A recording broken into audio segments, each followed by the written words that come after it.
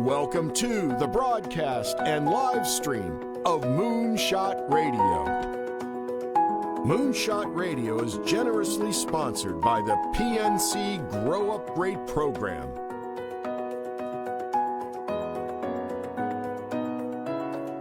And here's your host, Dr. Nivea Torres. Greetings and welcome to Moonshot Radio, where every moment is an opportunity to learn. I'm your host, Nivea Torres, Executive Director of the Kindergarten Readiness Collaborative, also known as KRC. Our vision is that all children in Indian River County will be ready for kindergarten. We proudly partner with the Moonshot Moment, who is transforming the next generation in Indian River County by having 90% of all students reading on grade level by the third grade. With me today in the studio is the team from Safe Space. We have Tom, we have Terry, and we have Tracy. Did I get that right? You did. Yes. Okay. Yeah. Happy New Year, folks. Happy New Year. Before we start, I want to go around, and if you can say your complete name and your title for our viewers and our listeners. We'll start with Tracy first. I'm Tracy Hernandez, formerly Levy. I am the Director of Development for Safe Space for the past 9 years. Thank you, Tracy. And I am the new CEO. Completed actually 5 months. And so I am Terry Hamrick. Terry, welcome. Thank you. And Tom. Yeah, Tom Manwaring. I'm a development associate. Okay, well, welcome to the team of Thanks. Safe Space. I'm so happy to have you here, and I want to share with our viewers and our listeners sort of phrase the context for the conversation that we're going to have today. Here on Moonshot Radio, we really believe in making sure that all of our children and our families are healthy and they're safe. And we really can't talk about literacy if we don't take care of the quality of life of our families. And we really felt that this conversation was important, and that the work that you do here in Indian River County and in other adjacent counties is pivotal to making sure that all of our children and all of our families are safe. So thank you for joining me today. Thank you. Let's start talking a little bit about the history of Safe Space. Sort of a tongue twister. I know. I've tripped over it. Yeah. Right? Yeah. So forgive me if I trip over it again. Let's share a little bit about the 40 years that you've been around and the work that you do. Tom, can you share a little bit about that? Sure. We started here in this county in 1979, so we just celebrated last year our 40th anniversary. We'll talk later about our comprehensive services, but we really started in this community as an emergency shelter. 1979 is an important year because that's when major funding came through the feds with the Violence Against Women's Act and those important sorts of things. I'd hate to have the opportunity and not say that we have provided over 500,000, that's 500,000 safe nights in our 40 years of existence. That's a woman and her children. We do, of course, serve men in shelter as well, not in our emergency shelter. We provide other housing, but over 500,000 times have we put a woman or a child up because of this terrible, terrible scourge. Wow. And so that was actually one of the questions that I wanted to ask you. Tracy, the reach, because you do work in other counties. So when we talk about numbers, you are reaching 3 counties, and like Tom said, 500,000 have been served. Do you have an idea of the reach of the span within those counties? Well, annually, we will process over 2,000 hotline calls, provide 16,000 safe nights of shelter, and serve probably over 4,500 victims and children through hotline, shelter, outreach services. So we are reaching a significant number of victims. And on the Treasure Coast, we are the ultimate and only safety net. We are the only certified domestic violence center. And we are the local area experts in providing domestic violence services. And before we continue, let's make sure that we share with our viewers and our listeners the hotline or the website as this conversation progresses. What number can people dial in to call if We have hotline numbers in each of the 3 counties we serve. The Indian River County hotline number is 772-569-7233. And our website is www.safespacefl.org. Oh, thank you for that important information, Tracy. Terry, I want to ask you, sometimes there is a concern about accessing a hotline number or a website because of confidentiality issues, whether it's the victim or someone who knows a victim. How do you address those? So it is twofold. And one, it is an escape, Safety plan? safety plan, because it is really, really, and I'm sorry, Take your time. yeah, I'm sorry, I've had brain surgery, so bear with me. But Access to any and all programs and services would be through the hotline at that time. An advocate is doing a lethality assessment. yes, Pregnancy, for instance, is one of the highest risk factors for domestic violence, homicide. So we are talking through what the process might look like. Is it going to be shelter, outreach services? Are you in a safe place? And someone may call the hotline more than one time before they decide to access services, and that's quite typical. Yeah, it's I always take exception to the fact that we refer to outreach services because it kind of sounds like what we're doing today, right? Reaching out to the community, let them know about our services. I always like to refer to it as non-residential crisis Yes. intervention. Okay. yeah, Because it is the same thing. It's assessing lethality. How serious? What's the seriousness of threat, physical threat to this to this victim? They hit you with a hand, with a bottle, with a belt. Does he choke you? So our advocates who are really very well experienced get a good sense of what kind of danger and can advise the client and putting together a safety plan. Do you go to work the same way every day? Do you work after dark? Do you park under a light?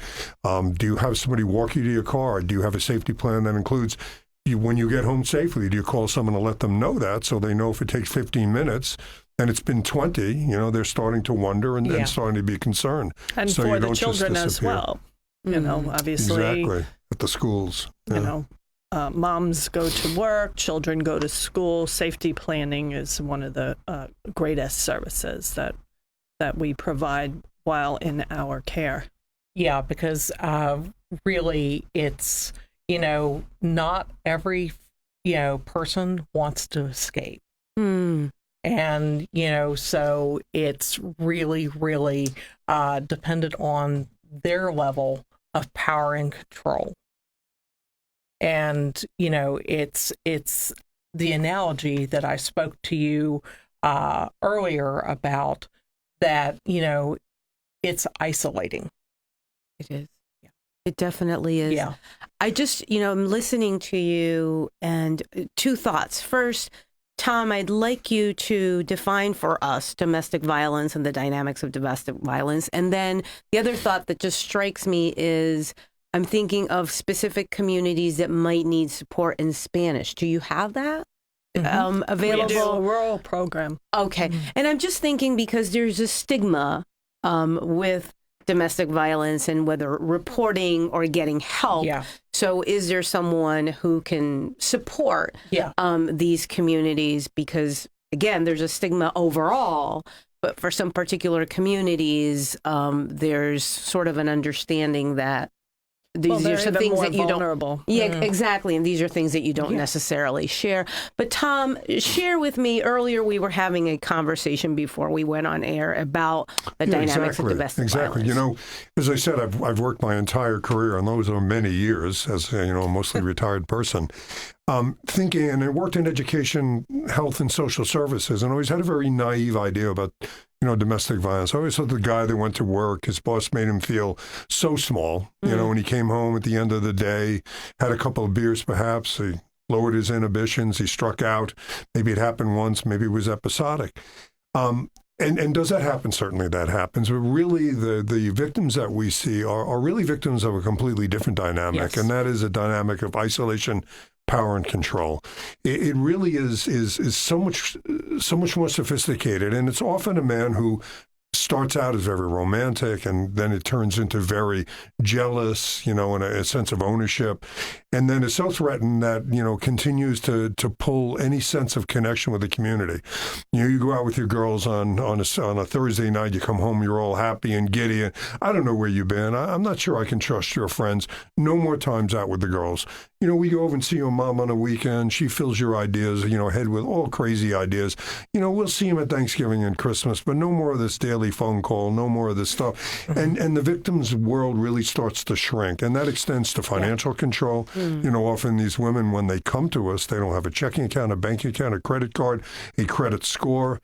And they are so, very isolated and powerless, and that's part of the dynamic that keeps them from leaving. Part of the shame, part of the stigma that you were talking about is really, that's what makes it so hard, because even, again, and I think most people know, this happens in Windsor, in Johns Island, in Orchard, in Fellsmere, in Gifford, in Wabasso.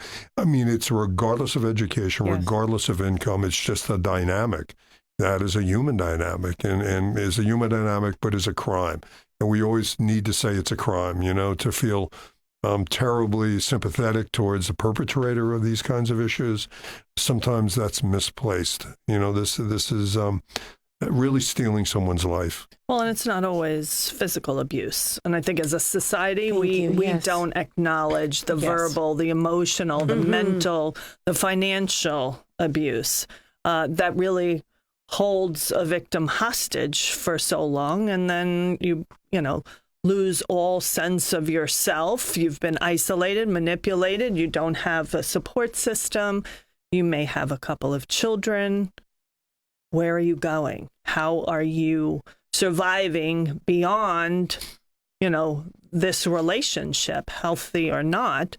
And the most dangerous time for victims is when they leave the abusive relationship.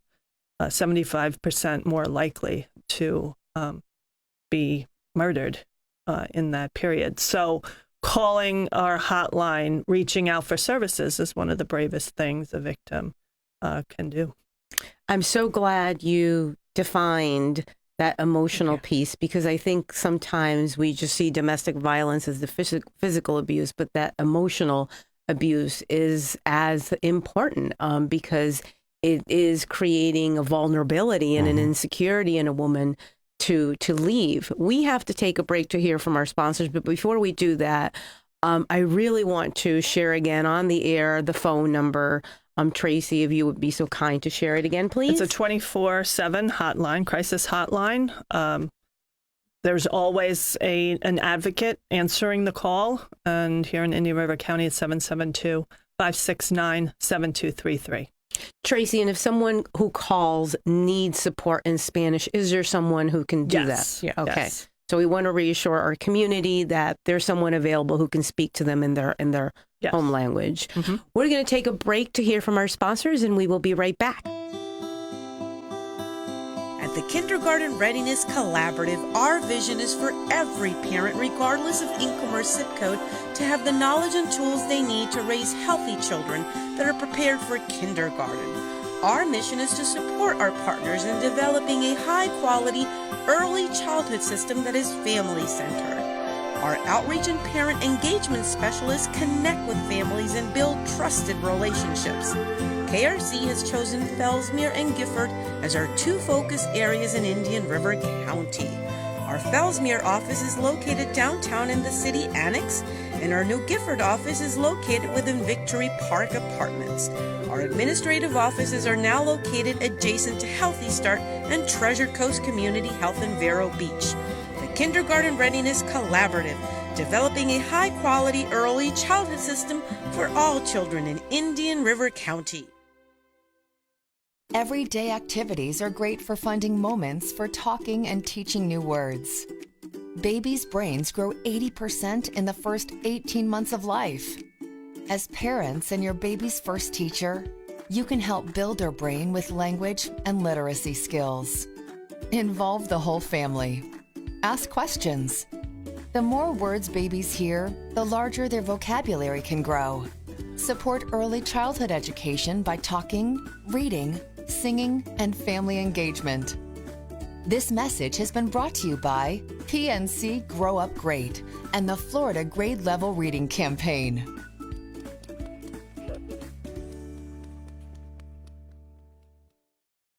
Christie's Family Fitness, the premier facility in town with adult fitness, including a beautiful gym floor, pool, 100 group exercise classes a week, including spinning, cycle, yoga, bar, Pilates, aqua, and small group training. Do you have a child? Christie's Family Fitness does dance, private swimming lessons, and babysitting. Stop in and find out why Christie's Family Fitness is the best kept secret in Vero Beach for the past 20 years. Try us out for free. Mary Poppins is set to fly over the rooftops of London and into Port St. Lucie High School Auditorium, January 22nd through February 2nd. This family musical features the delightful songs from the Disney film, including Spoonful of Sugar, Supercalifragilistic, and Step in Time. Tickets are available now at Jay's Fine Jewelry, Joy's Ice Cream, Honey Baked Ham, and Perkins. Don't miss Mary Poppins at Port St. Lucie High School. Learn more at pslhsdrama.com. The City of Vero Beach Recreation Department offers rental facilities. Both indoor and outdoor areas are available for meetings, parties, and weddings. For information, log on to covb.org or call 772-978-4500. 772-978-4500.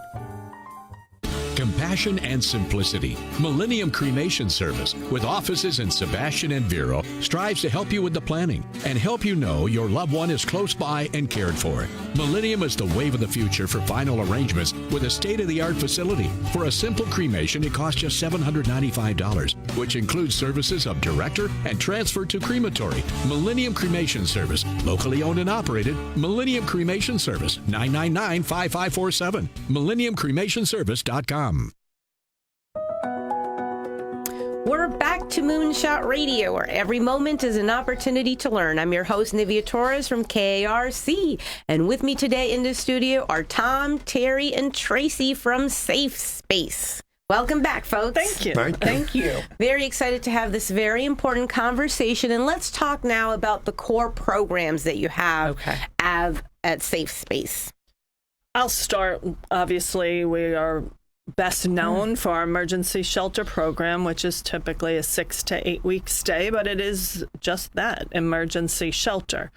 And it's not a lot of time for someone to possibly find a job or a place to live. We are guiding and supporting them along the way, partnering with other local agencies for resources that can help them on their journey into independent housing and freedom from the violence that they experienced. And I don't know if one of the others wants to talk about, we also do have a supportive living or transitional housing program, which is a longer term housing option. That's 18 months. And it is expanding. Okay. Yeah, so that's good news. Yes. Yeah, so it is expanding, and we're excited to, basically mastermind that. So that's excellent. And is it expanding here in Indian River County? Yes. Yes. It is. The physical location is here in Indian River County. Yeah. That's so great some news. services. Yes. A couple of things that are kind of new to us that I think have really filled out our continuum of care are two grants that we had gotten a few years ago, and thankfully they continue. And one is economic justice. We talked about financial, constraints on someone who needs to leave a relationship like this. And we said that these people, generally don't have a bank account or whatever. So we hired a full-time economic justice advocate. She's formed a number of relationships with local banks to get free checking, microloans to build credit, and does a really sophisticated financial literacy series of seminars that talk about, budgeting and savings and the impact of money and that sort of thing. That's been a true game changer for those we serve. It really is for so many women. And the other one, I think, is we were so fortunate to receive substantial money to be able to hire 4 full-time attorneys because, these women are vulnerable in so many ways. And if you don't have money to access an attorney, when you go to try to get an injunction for your own protection, you're filling that form out yourself. And it's a complex form. And there have been occasions in the past where women would do this. It's the first time they had the, either the courage or the ability to leave, and they go before a judge, and there's a small mistake in the form they filled out, and the injunction's tossed out. And, the common response was, my God, I finally worked the courage to leave this relationship, and now I'm all alone. So full-time attorneys that help them make sure this is flawless can step, into the bar and stand with them, which our advocates can't. They're not legal, officers. And to, help with things like custody issues, financial issues, and that sort of thing. So economic justice and injunction for protection are attorneys. There's substantial change in how we've been able to help women. So it's been great. And Tom, you sort of alluded to my next question, which is the continuum of care that you have from prevention to aftercare. Yeah. And it's important for our viewers and our listeners to know that once you embark on this journey with Safe Space, you're there for them. They're not alone. As you mentioned earlier, Tracy, this is probably one of the bravest things these women will do in their lifetime. So I think it's important for people to be reassured that you're there with them, right, from the get-go. Absolutely. Even beyond the emergency shelter stay, victims are able, or at that point, survivors are able to work with advocates on an outreach basis.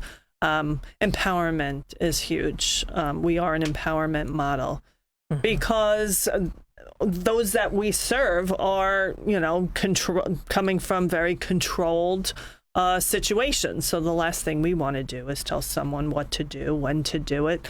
The decisions are theirs, and we just guide and support them along the way.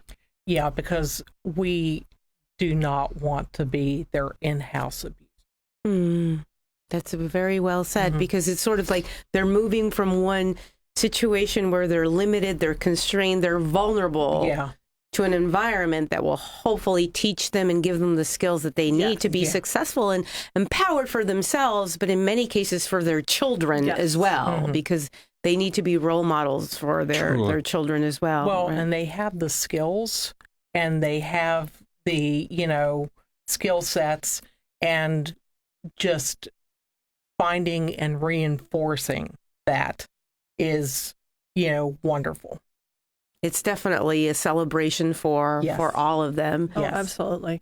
Well, and if I could just add, in addition to the programs we've discussed, we do prevention work, as you mentioned, and we do work with our migrant and Spanish-speaking populations in a rural program.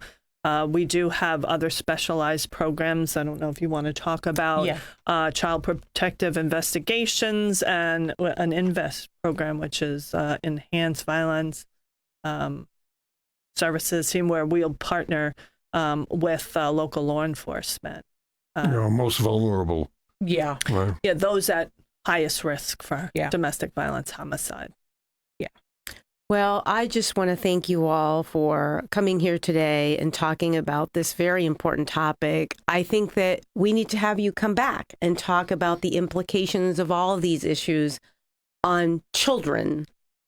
That is certainly an area of interest and need for us here at Moonshot Radio. But I want to thank you for empowering women, for doing the work that you do here in Indian River County and the Treasure Coast.